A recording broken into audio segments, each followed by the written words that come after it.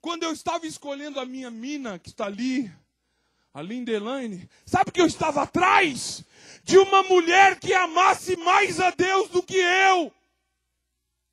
Porque se você encontrar, meu irmão, uma moça que ame mais a Deus do que você vai ser feliz de tabela. Você já tomou uma brisada de tabela? Você fica louco de tabela só de andar perto. É assim. Moça, sabe o que você está precisando? Você não está precisando do Rick Martin do seu lado.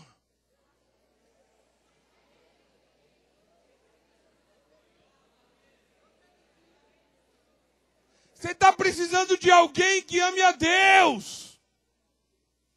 Olha, eu estou querendo o Cacá. Vem, Cacá.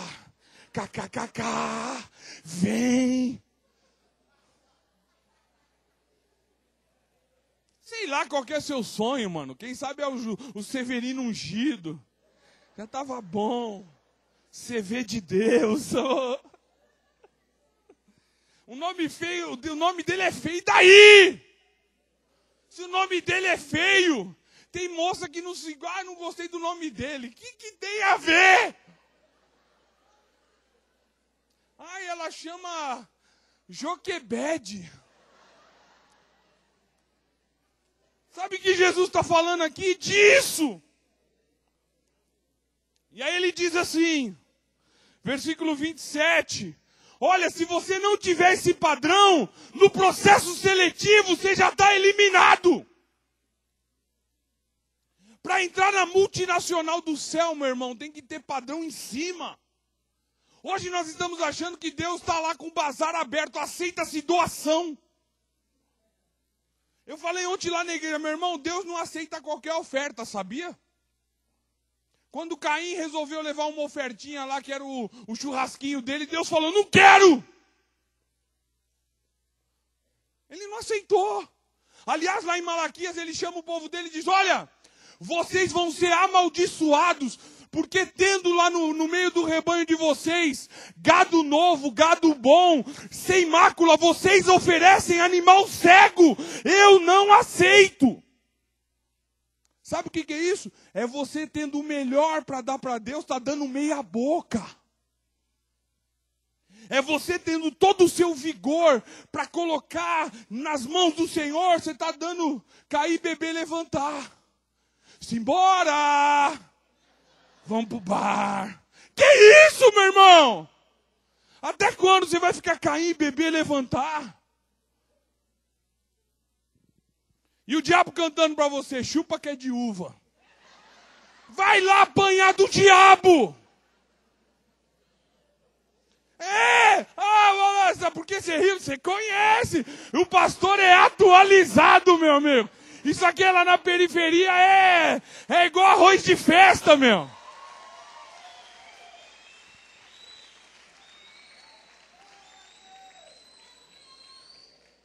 Aí ele diz assim, olha, você quer construir um projeto? Ele está falando para os discípulos. Olha, quando você for construir um projeto, versículo 28, qualquer de vocês que quiser construir uma torre, e primeiro não se assenta para calcular o preço. Meu irmão, seguir Jesus tem um preço. Será que você encara? Samuel falou ontem que Pedro não tinha H-Power. Não tinha mesmo. Mas Deus estava lá vendo a intenção. Porque Deus vê as coisas que não são como se já fossem. Porque ainda que ele não tivesse aquele amor de sacrifício, o desejo do coração dele era ter. E Deus falou, eu vou colocar. Esse aqui é meu telefone, a loja de água funcionando. Você está entendendo? Deus precisa colocar isso no nosso coração. Esse amor, como disse aqui o Samuel, ontem, agapau. Olha, senta para ver se dá. Você está disposto a pagar o preço? Não, o preço já foi pago, mas você vai ter que entrar no projeto. Aí ele diz mais.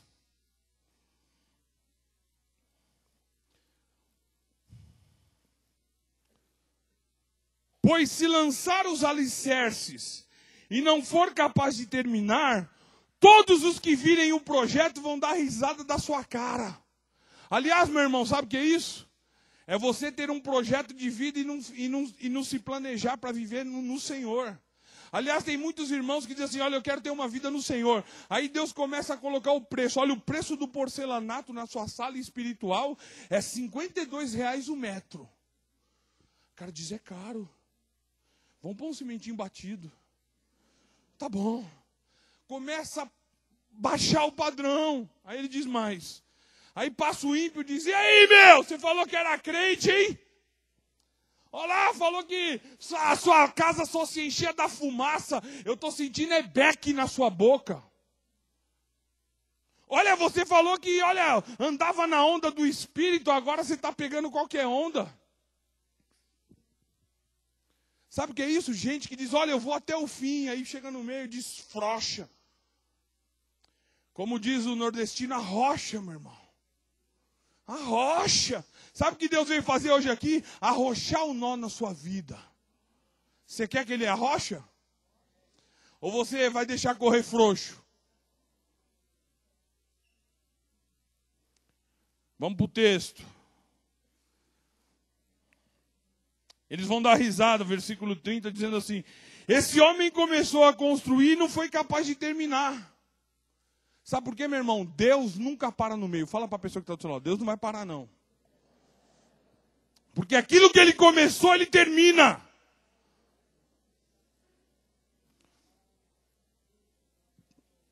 Aí ele diz mais um exemplo. Você vê que Jesus era interessante, ele contava história. Ele não ficava inventando. Ele diz, olha, agora eu vou te contar, mas vocês não entenderam direito essa história da construção? Deixa eu falar do perfil da guerra. Ele diz assim, e qual é o rei que, pretendendo sair à guerra contra outro rei, primeiro não se assenta e pensa se ele vai sair com 10.000 homens e é capaz de enfrentar, ou se vai enviar uma outra delegação, enquanto o outro ainda está longe, e pedirá acordo de paz. Sabe o que ele está falando? Olha, precisa ter planejamento. E no seu planejamento de cristão precisa existir essa palavra, renúncia. Você está disposto a caminhar renunciando coisas que você teria direito? Aí ele diz mais no versículo 33. Da mesma forma, qualquer de vocês que não renunciar o quê? Repita comigo, tudo. E nós lá no Capão Redondo fizemos um estudo profundo da palavra tudo no hebraico e no grego. Sabe qual a conclusão que nós chegamos? Que tudo é tudo, meu irmão. Sabe qual que é a conclusão? De que nós chegamos que renunciar tudo. É tudo. Óbvio, né? Bestão. É bestão, mas você não renuncia. É renunciar talvez coisas que você gosta. Teve um tempo da minha vida, aliás, que eu precisei aprender a renunciar isso aqui, ó.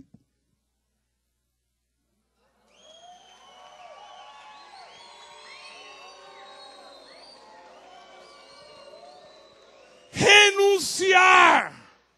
É pecado ser palmeirense? Tem base bíblica. E Jesus, tirando os endemoniados daquela cidade de Gadara, mandou todos para os porcos. E eles foram tomar banho no dispêndio. Foram tomar banho. Renunciar. Teve um tempo da minha vida que Deus falou, eu quero que você renuncie. Corinthians. Pastor, você voltou? Não, essa camisa aqui é um presente lá do Jardim Elba. Renunciar coisas. Eu não sei o que Deus vai pedir para você. Eu não sei quais foram os altares que você levantou um dia na sua vida. Você está disposto a abrir mão? Hoje eu estou com essa camisa aqui, mas Deus sabe que ela não é mais o número 1 da minha vida. O Corinthians não move mais o meu coração, porque eu encontrei um amor maior. Você deixou de ser corintiano? Não, eu continuo sendo corintiano. Mas eu sirvo a um Deus que é fiel, que vale mais do que o Corinthians, que me ensinou a muitas vezes, quinta-feira eu falei isso no grupo lá, que eu dirijo. Teve um tempo da minha vida que Deus falou, eu quero que você tire debaixo da sua tenda a capa babilônica, a cunha de Acã, que tem lá, que era o quê? Era a veste do Corinthians, que era uma idolatria.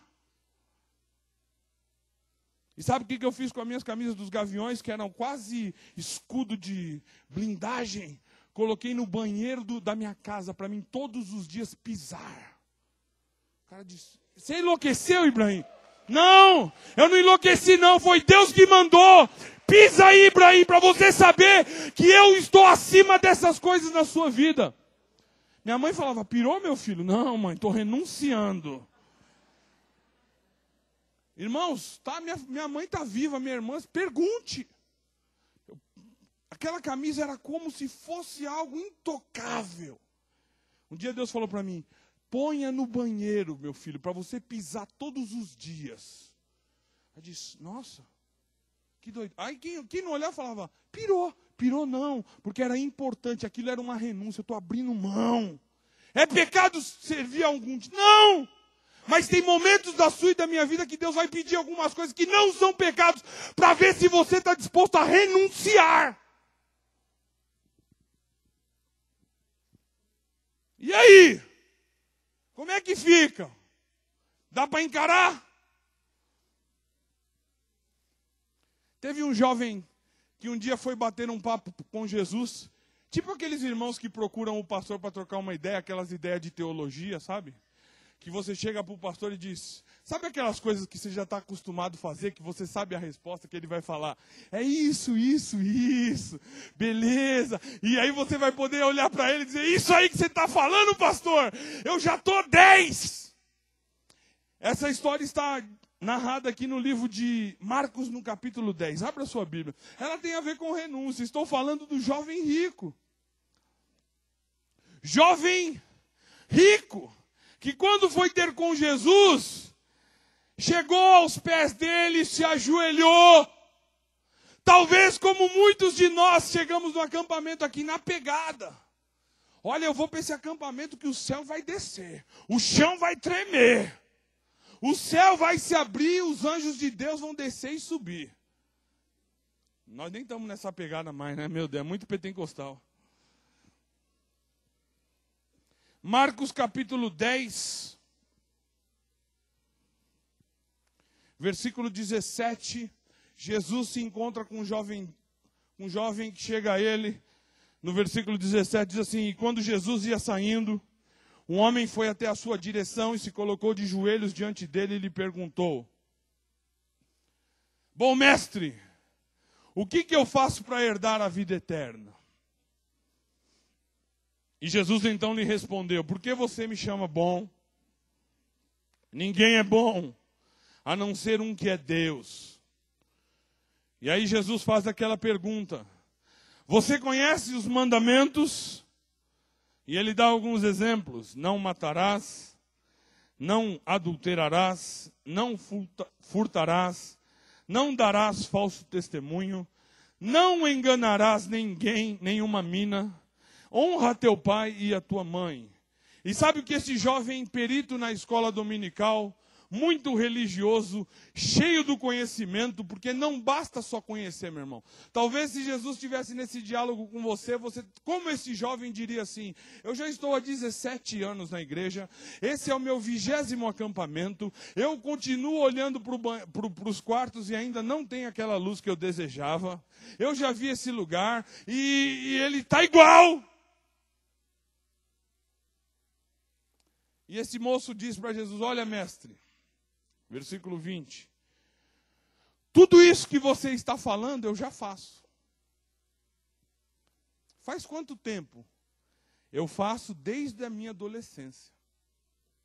Quantos de nós, irmãos, talvez nesse primeiro quesito de diálogo com Jesus, você já sabe tudo o que tem que fazer. E em alguns aspectos